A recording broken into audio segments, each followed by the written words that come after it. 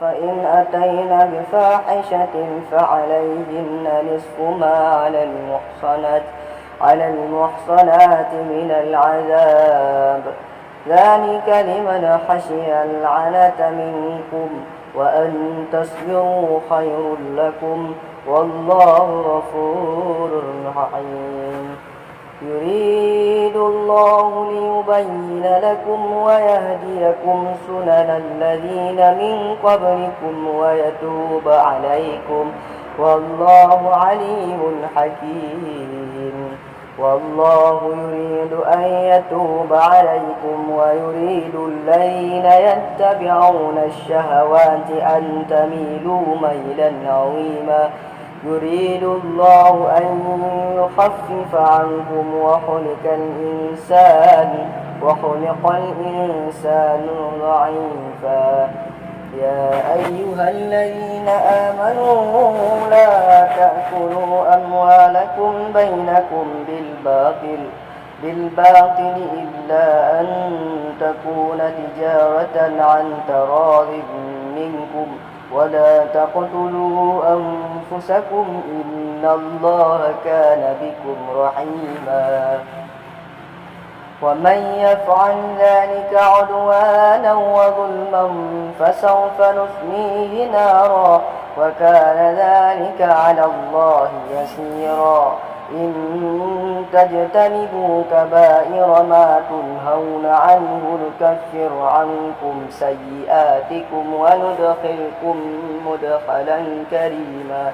ولا تتمنوا ما فضل الله به بعضكم على بعض، للرجال نصيب مما اكتسبوا وللنساء نصيب مما اكتسبن، واسألوا الله من فضله إن الله كان بكل شيء عليما.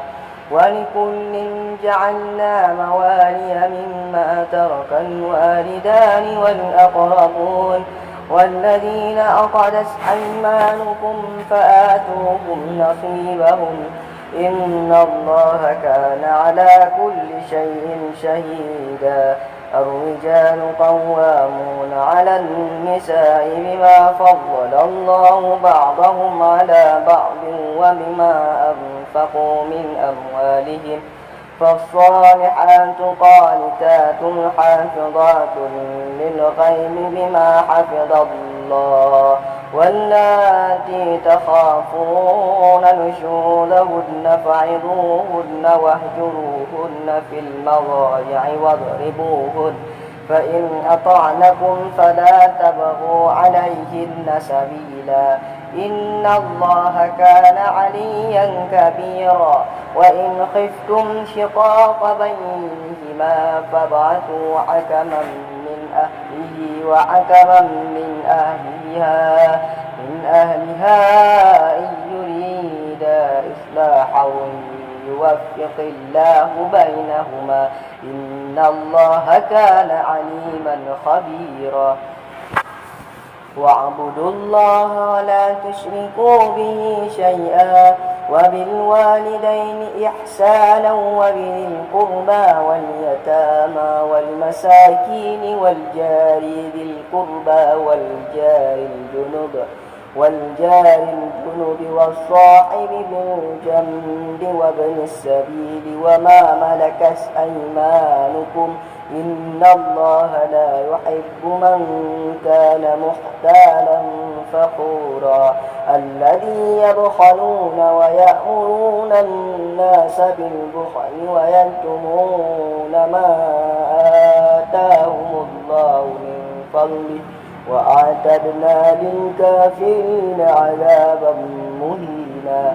والذين ينفقون أموالهم رئاء الناس ولا يؤمنون بالله ولا باليوم الآخر، ومن يكن الشيطان له قرينا فساء قرينا. وماذا عليهم لو آمنوا بالله